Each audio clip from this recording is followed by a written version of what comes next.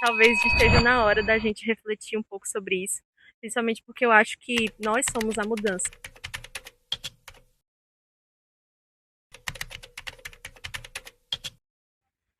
Sinceramente, eu não lembro do momento em que a escola foi algo leve, assim. Talvez quando eu era bem pequena, mas para mim a escola já não foi mais isso, né? O sistema de educação. Eu só consigo ter memórias de eu muito pilhada com as coisas de trabalho, de prova.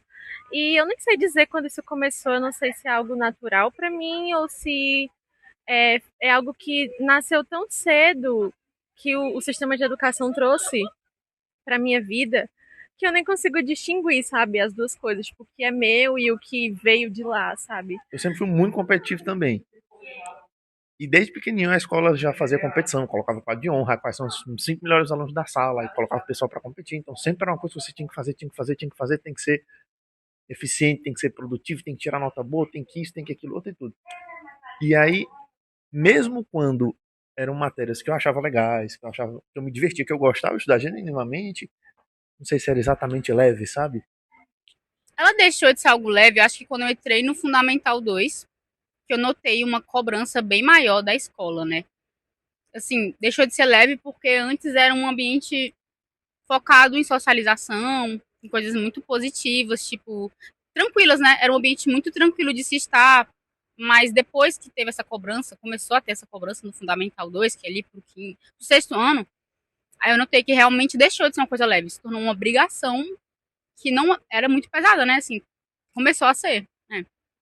Eu acho que existe um momento que eu não sei colocar em uma métrica cronológica, mas existe um momento de que tudo aqui, todo aquele encanto de irei acordar cedinho para ir para a escola, além da preguiçazinha de criança, deixa de ser algo, né? Acaba virando algo que você fica assim, tipo assim, não queria ir hoje, não me sinto bem em ir hoje. O tempo todo. É esquisito você pensar num cenário de ter uma escola que você não está preocupado com nada. Uma matéria, uma faculdade, um curso que você está fazendo tranquilo, que você está fazendo. Vale, isso existe? Eu finalizei meu ensino médio há 6 anos atrás. Durante esses 6 anos, antes de ingressar no ensino superior, eu não tinha mais esse contato com o que é uma dinâmica, uma rotina de estudo, uma rotina centrada na sala de aula, né? Claro que tive outras experiências, mas nada como sala de aula que remetesse a algo um momento anterior. E eu senti muito medo no primeiro dia. O primeiro dia de aula é sempre uma coisa, mas voltar era aquele sentimento de será que eu não vou ser tão suficiente de novo? Será que eu não vou me identificar? Será que eu não vou ser capaz? E eu sei que isso vem de uma raiz. Eu sei que isso vem de um momento da minha vida que isso permeou todos os dias. De não saber o que era a minha voz e o que era só eu reproduzindo o que eu internalizava naquele ambiente. Então, Sim, eu já tive muita ansiedade, tipo, um problema crônico que eu tinha mesmo quando eu era estudante da escola, era a questão da ansiedade pós-prova, não era nem antes da prova. Depois da prova eu ficava pensando como eu tinha ido, isso me gerava muita ansiedade. E as notas também, porque nem sempre a gente vai ser bom em todas as provas. E quando eu ia, tipo, um pouquinho mal, isso já me gerava muita ansiedade. Né? Bufo. então a gente não é um ser programado de nascença para ser atribuído a rotinas, a estruturas, a calendários, a métricas, né, de ensino educacionais que naturalmente estamos expostos a outras experiências, outros aspectos. A gente não parte do mesmo ponto. As vivências são diferentes, as oportunidades são diferentes. O Brasil, por um país ser um país muito socialmente desigual, nem todo mundo está na mesma métrica. Ninguém está na mesma métrica, na verdade. A gente parte de momentos, de uma linha de chegada discrepante, de oportunidades, como novamente falando, e o sistema não entende isso. Não entende que, por exemplo, no meu caso, eu tinha que acordar 4h30 da manhã, todo santo dia, para ir do interior, para o Interior Plus, que era uma cidade um pouco maior, para estudar. E nisso, ter um dia inteiro de aulas E depois disso ainda ter que viajar novamente de volta. Enquanto outros, muitas vezes, simplesmente estudavam na cidade que moravam, que habitavam. Então, essa eu acho que o sistema não entende. Nem todo mundo vive a mesma vida. Porque a própria palavra aluno, do latim, está vindo de aluminus, que é que não tem luz. Uma pessoa que não tem luz dentro da cabeça e chega o professor e vai iluminar a cabeça do aluno. Porque o aluno não tem nada dentro e o professor vai enfiar alguma coisa lá dentro da cabeça do pobre. Primeiro que você está desconsiderando quais são as particularidades da criança, quais são as particularidades do estudante. Segundo que está desconsiderando que ele já sabe. Eu acho que duas coisas que eu penso bastante que o sistema educacional não entende. Assim, a questão das peculiaridades de cada aluno, né? Nem todo aluno vai ser igual e um método de ensino não vai funcionar para todo aluno. Então, isso é uma coisa que precisa ser mais estudada e precisa ter um foco para isso, assim, para entender que nem todo aluno é igual e nem tudo vai funcionar para todo aluno. E outra coisa que eu acho é a questão das diferenças, assim, não só de método de ensino, mas as diferenças entre si, né? O bullying, essa questão dos preconceitos, da falta de acolhimento de algumas escolas, isso é muito sério e acho que deveria ser muito mais focado. Eu acho que é tipo aquele negócio, você encontrou uma lâmpada mágica. Posso pedir mais pedidos?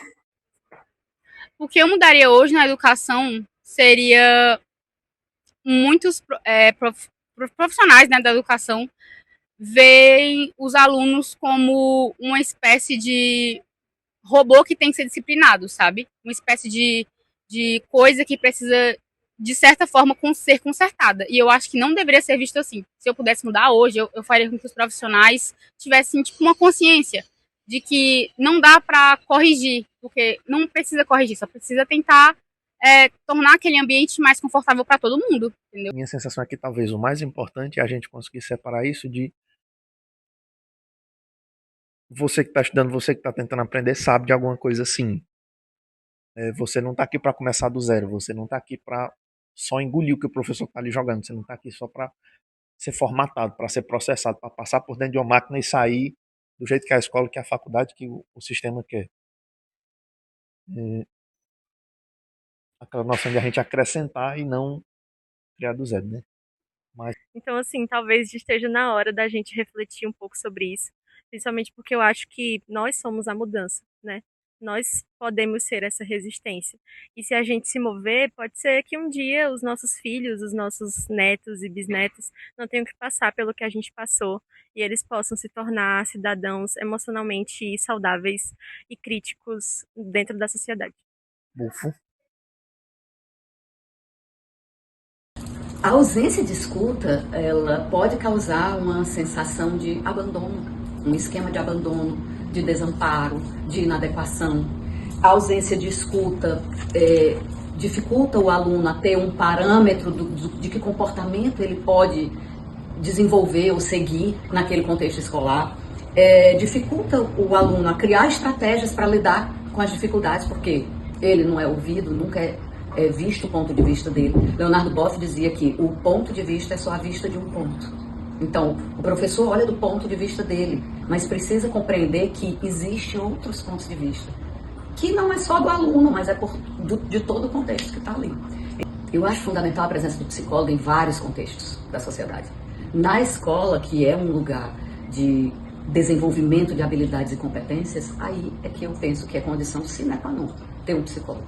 Porque ele trabalha nessa escuta que é tão valiosa, ele ajuda os professores a ter um espaço de escuta, a identificar determinadas questões através da escuta, da observação, do olhar.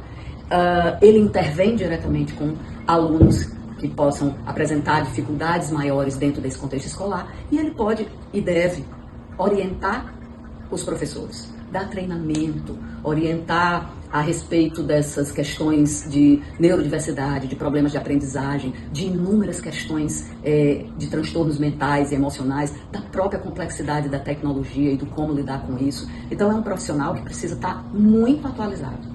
Não é uma atuação qualquer que o psicólogo deve ter dentro da escola. É uma atuação com tudo que ele é e muito integrada aos docentes e discentes. Normalmente foram relatos de falas de professores que atingem a autoestima do paciente, do aluno e não do estudante. É quando o professor se dirige a esse aluno como pessoa e não como estudante. Então eles dizem, é burro, é preguiçoso, não quero lhe ouvir, saia de sala. Quando expõe um aluno muito tímido como uma forma de castigo, aí na frente a se pronunciar de alguma maneira. Então esses são os relatos mais duros dos alunos. Não é sobre conteúdos de matéria, mas é sobre a forma de lidar com eles como pessoa. Eu própria, como aluna, os professores que mais me marcaram foram aqueles professores que eram, sim, exigentes. Então, cobravam, exigiam, eram firmes, mas me viam como pessoa. Então, eu nunca fui muito fã da matemática, mas eu tive professores de matemática maravilhosos, que me ensinaram, que me ajudaram, que mostraram que eu posso superar algumas coisas. Então, esses relatos são valiosos, né? Não só os relatos de dificuldade, mas esses professores que conseguem ver o aluno como legítimo outro e potencializam o que eles têm de melhor. E principalmente pegam uma habilidade que o aluno manifesta lá numa outra atividade, ou no recreio, ou na dança, ou no coral, e trazem para aquele conteúdo que ele está dando, trazem para aquela sala de aula. Esses são os melhores relatos de alunos felizes, né, com a escola e com seus professores. O papel do professor é fundamental, é muito negligenciado dentro da nossa sociedade, é exaustivo, é gerador de estresse e mesmo assim, quem está como professor, com tudo isso, ainda precisa olhar para o aluno como pessoa e como um ser que está em desenvolvimento.